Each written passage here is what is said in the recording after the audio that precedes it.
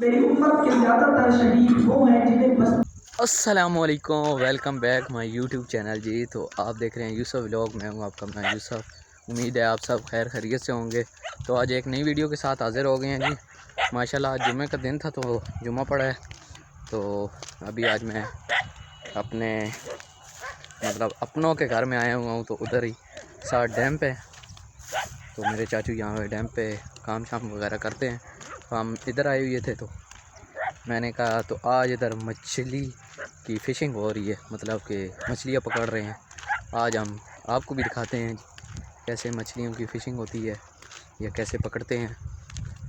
तो आइए और देखते हैं। ये जी मैं यहाँ पे आ गया हूँ जी। ये सारी मछलियाँ, ये डैम पे छोटा सा, और ये भाई आए हुए हैं जी सिंध से मछलियाँ पकड़ने के लिए।